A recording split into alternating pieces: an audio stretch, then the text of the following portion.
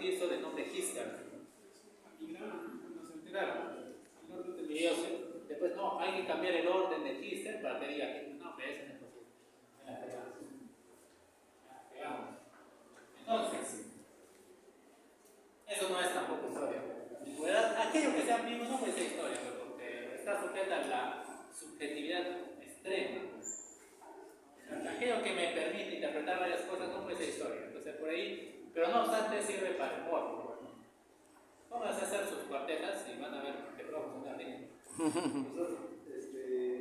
Hay en este libro de Apocalipsis de la República Histórica, también divulga, hay una cita cuando empieza, ¿no? En el libro dice, yo pensaba que si la verdad es una, es menester, como ha dicho el de Dios, no buscar en ningún lugar que no sea en todo.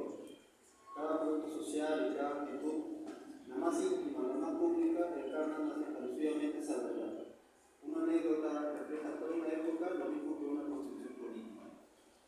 ¿Y por qué menciono esto? Pues cuando se habla del hecho histórico, solemos pensar en historia política, pero esa historia que está en el día a día, o sea, en lo que la gente...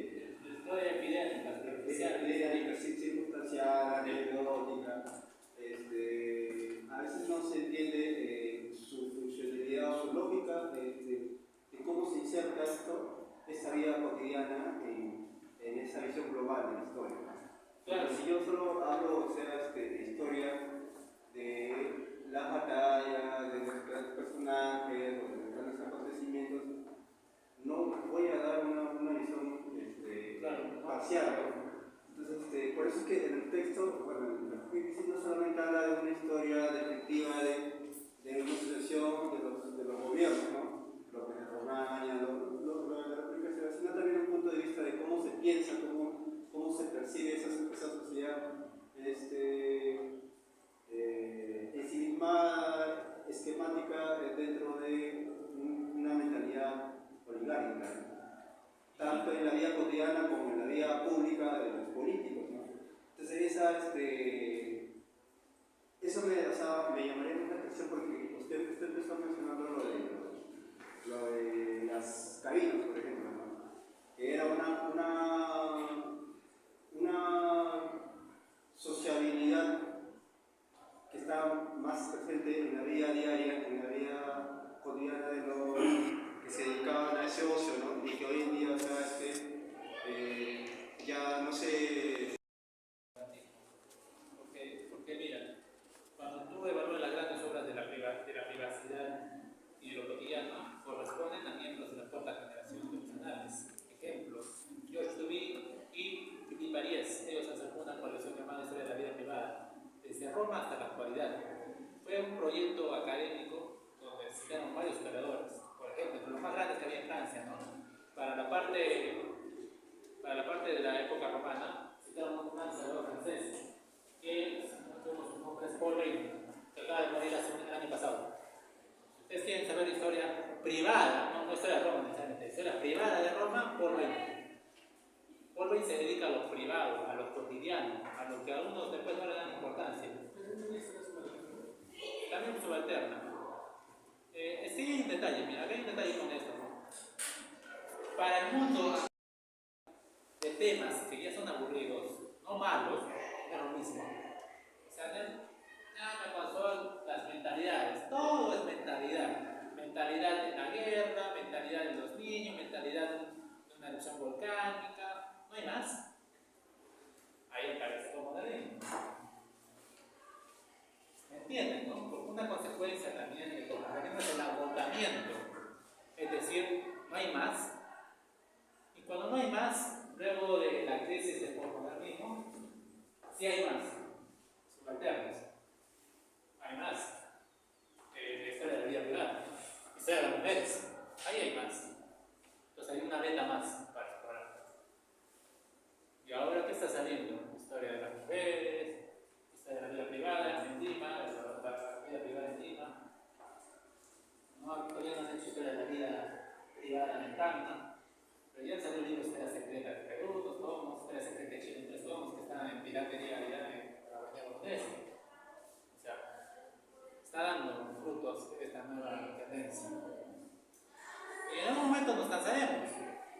Tanto será la vida privada de Tana, la vida privada de la Universidad Jorge Basar de Roma, la vida privada del salón de cuarto año de historia. Te aburrirás de eso y volverá a una crisis, ¿no?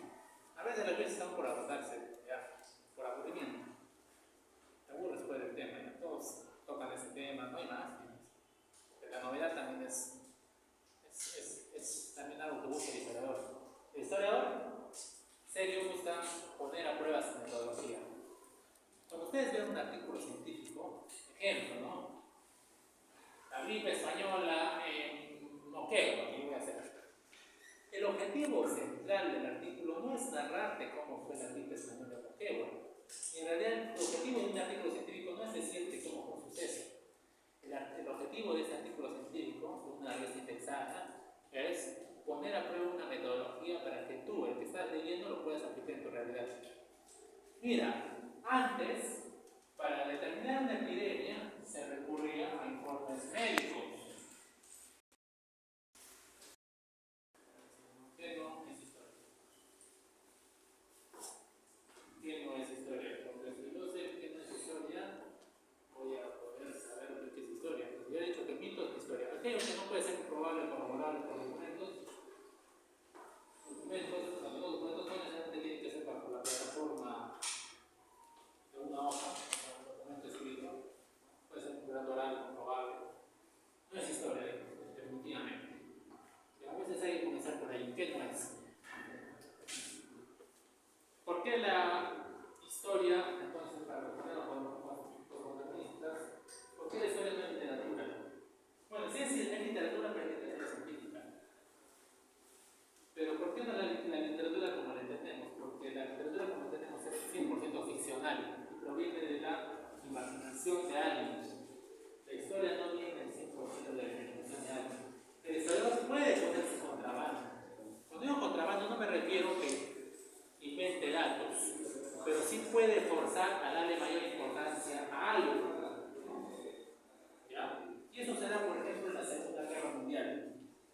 Cuando yo pienso en la Segunda Guerra Mundial y cuando ustedes piensan en la Segunda Guerra Mundial, ¿qué se les viene a la mente?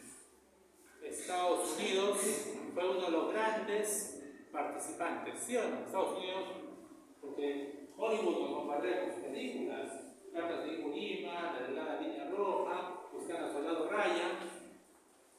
Pero si yo te digo que históricamente el 80% de las bajas de Alemania provino de la Unión Soviética, las cosas cambian. Porque no hay películas, pero hay muchas películas de ese frente, ¿no? Vasily Zaitsev, El francotirador, es una. Luego, películas de Frente Oriental.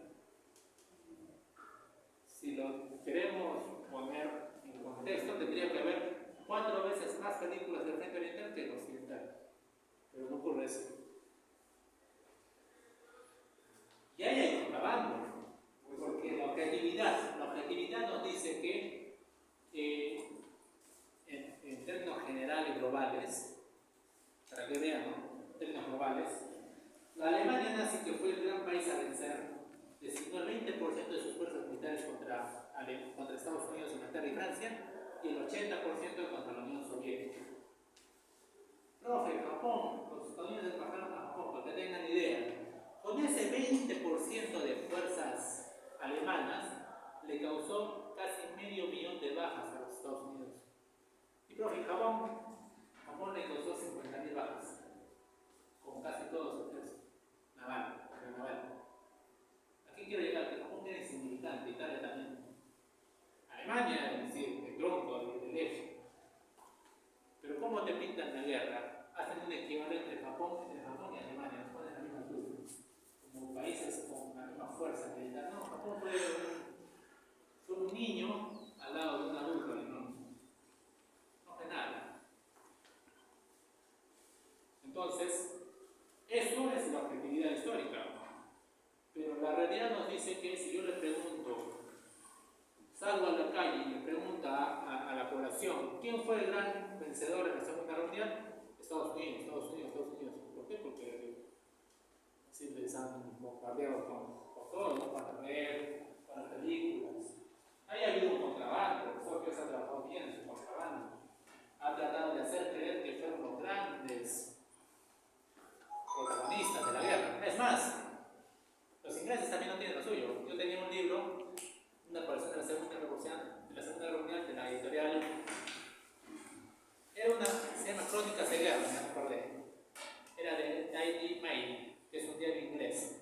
Y este diario inglés, ¿qué decía? La gran batalla de la Segunda Guerra Mundial fue la batalla de Inglaterra. ¿Cuál era su argumento?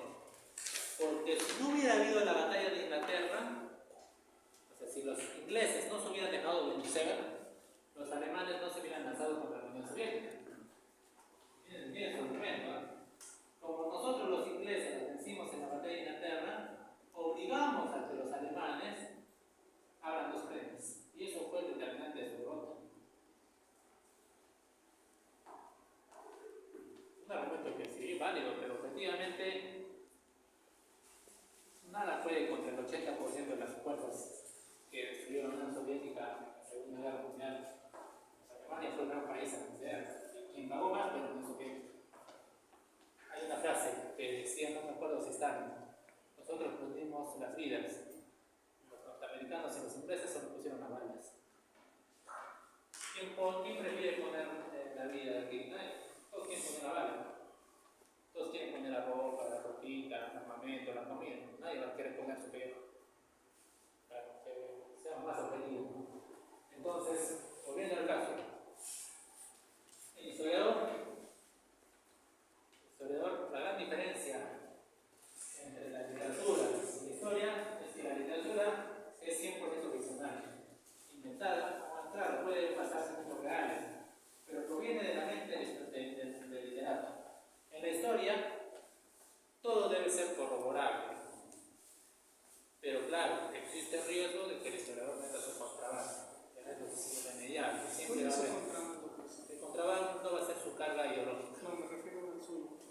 El contrabando es darle mayor importancia a los procesos ambientales que a los políticos y los económicos. Es decir, yo voy a hablar de la historia de Moquegua, que estoy haciendo mi historia de Moquegua, no me voy a remitir únicamente a lo político y lo económico, me voy a remitir a los terremotos, hasta la erupción de la Putina, voy a ir hasta las epidemias, le voy a dar una categoría parecida a una guerra. Eso es mi contrabando, porque yo creo que es así. Ha muerto más gente por la gripe española que por la Primera Guerra Mundial. ¿Por qué no le tengo que dar importancia? Es mi justificación, mi argumento. Si usted lee el libro de Historia Universal, se habla más de la Primera Guerra Mundial que de la gripe española, pese a que murieron más con la gripe española. Ahí está, esa es mi... Más que decir contrabando, porque yo la verdad no es que yo tenga la intención de superponer eso por encima de lo político, sino rescatarlo. Eso no se habla de lo ambiental, no se habla del epidémico, no se habla de la salud, no se habla de lo otro. Pero eso también es importante. Y felizmente todavía no se ha agotado. Gracias al coronavirus están saliendo más estudios sobre ese tema. No se señala que es contrabando, ¿no? Porque esas son variables. Sí, pero hay temas que están saliendo, ¿verdad? ¿Qué es el contrabando? ¿No sería como manipular? No. Porque bueno, cada uno tiene una metodología y un tema de estudio en específico, ¿no? Y bueno, pues eso no es malo, ¿no? O se refiere a la subjetividad. Es que mira, un historiador siempre va a poner algo de lo suyo, porque un historiador está condicionado por su ideología. Si yo les dijera a ustedes, a ver, yo les pongo a preguntar, quiero que me hagan un ensayo sobre el presidente más importante que tuvo Perú del siglo XX. No va a faltar nadie que va a nombrar a Odría por los beneficios que le trajo a Tacna. Hagamos nuestra apreciación histórica del gobernador de Tacna que acaba de morir, incluido yo. Ustedes van a hablar bien o mal de él, más bien que mal quizás. Pero recuerden que mientras él gobernaba estaba en conflicto con Moquegua por Moqueguasi. ¿Yo cómo voy a hablar de él? Me dan cuenta, ¿no? O sea, no es tanto intención, es simplemente que tú estás formado con una carga ideológica distinta a la mía, por tu procedencia. Si yo y un chileno hablamos de soberanía y hablamos del juicio de Gaia, nuestro punto de vista no van a discrepar. Yo voy a creer que soy el objetivo y también. No olviden cómo explica Chile la guerra del Pacífico. ¿Cómo explica? Chile dice que sí. A ver, Bolivia, ¿cómo explica la guerra del Pacífico? Hay una entrevista que le hicieron por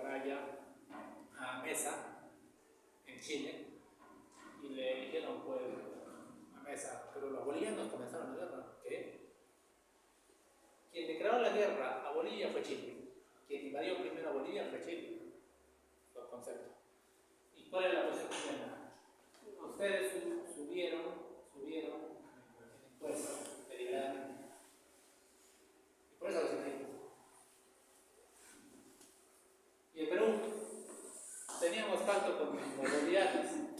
Estos cojudos nos han Por eso, sacado. como nosotros cumplimos los pactos, y los chilenos no, porque a veces dicen eso, porque en el Tratado de Cocarpata, en la Guerra de la Confederación, Chile se rindió y cuando el general Tocqueville estaba en Encalada,